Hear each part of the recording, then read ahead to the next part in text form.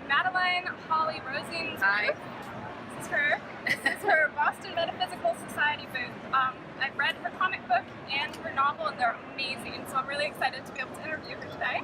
Well, thank you so much for dropping by. I appreciate it. Yes. So my first question is, can you give our viewers a quick description about the Boston Metaphysical Society? Sure. The story is about an ex-Pinkerton detective, a spirit photographer, and a genius scientist who battle supernatural forces in late 1800s Boston. So think steampunk X-Files. It's a 6-issue miniseries, which we've completed, and we went to trade this year. Yes.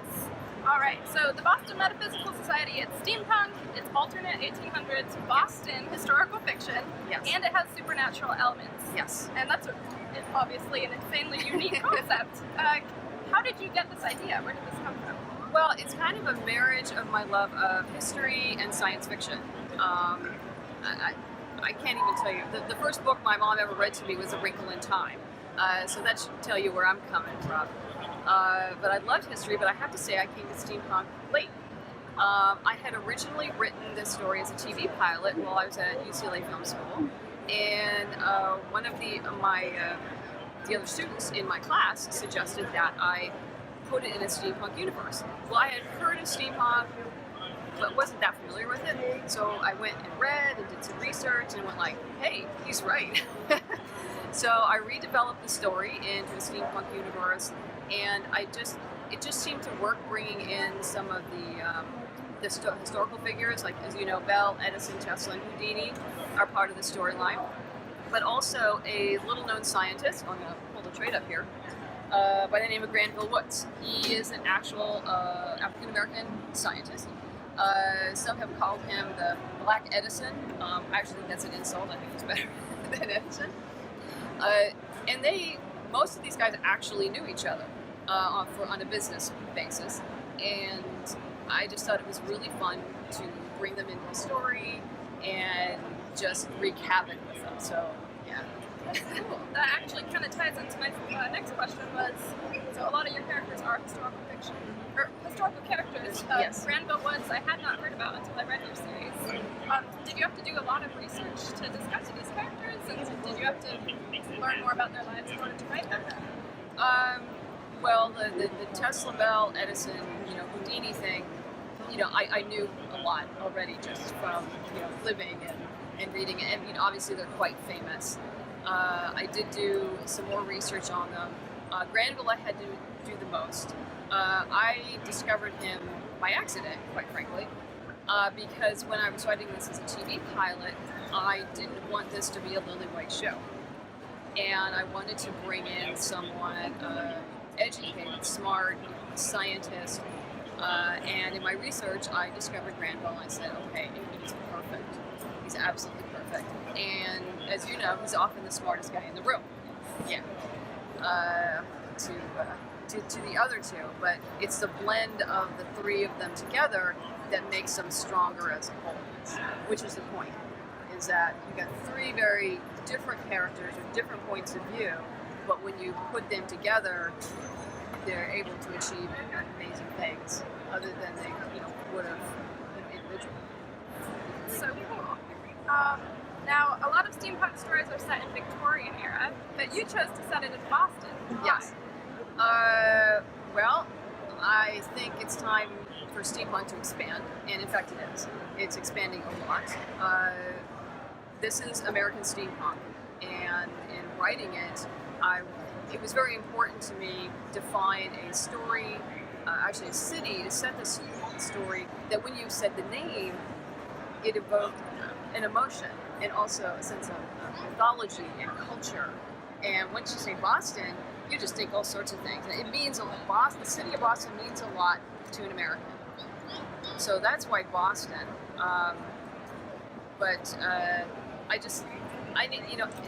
Steampunk needs to move away. I mean, the Victorian England steampunk is wonderful. It's fun. I enjoy it. Most everyone enjoys it. But there's American steampunk. There's multicultural steampunk. There's Southeast Asian steampunk. There's Japanese steampunk. There's no reason why we should be limited at all. Now, another thing that makes your series really unique is that you are an indie creator, which is really impressive and also seems very difficult. So, what has been the most difficult part of being at indie theater, and what's been the most exciting? Well, the most difficult is the time management. I work a lot of cons, and so since I'm here, I don't have time to create. And then this is also a business, so a lot of my time is spent on what I call administrative tasks, because you have to sign up for cons, hotels, taxes, paperwork. There's a whole slew of other stuff going on that most people don't realize in order to function as a business. What has made this very exciting and wonderful is meeting people like you, quite frankly, and having face-to-face contact with fans. The comic has gone over very well within the steampunk community, and they're awesome. They have supported me since the very beginning, and I love them dearly. So I like to say that I have a small but ardent fan base. Yes, that's awesome. Now, are there, since you are an indie creator, do you have other indie comic books that you can recommend that have inspired you? Do you read? Oh, yeah, I do. Right now my favorites are Lady Killer and Monstrous by Marjorie Liu. And what's been even more exciting, I was recently hired to write a 4-issue miniseries for SFC Comics and Evolution on Publishing, and it'll be my first superhero that I'm writing, which is kind of fun. And it is called Kasai the Homecoming. It's a Japanese superhero who's half fire demon and half human. And that will be launched on Kickstarter in early 2018. That sounds amazing. I'm going to read that when that comes out. Yeah, we're very excited about that. Cool. All right, now for our viewers, what is the next con that you'll be attending so they can stop by your booth? Ontario Expo. Okay. I think that is the 23rd, 24th of September. And then 2 weeks after that, I'll be at Gaslight Expo at the Town and Country in San Diego. And if you ever want to just explore steampunk, you have to check this out. It's a small con, but it is so much fun. They have teapot racing, they have tea dueling, they have men's swimwear fashion and like the 1800s swimwear.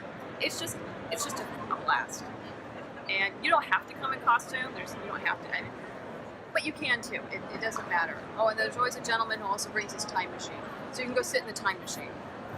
Yeah, I highly recommend Gaslight Expo, and that's the first weekend in October. Okay. I think I'm In going San to Diego. check that out too. That's awesome. I think you'd enjoy it. And the costuming is amazing.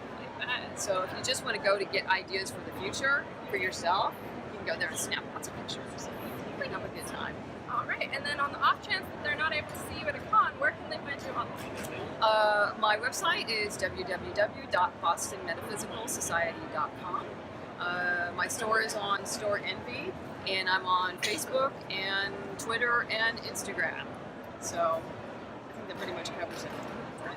All right, well, thank you so much for doing this interview. Thank you. Again, this is Boston Metaphysical Society. Come check it out, either here at Long Beach Comic Con or online. It's an amazing series, and you're going to love it. Oh, I'm sorry to interrupt you. No, go ahead. Here at Long Beach, we're in Artist Alley A32, right on the corner. Thank you.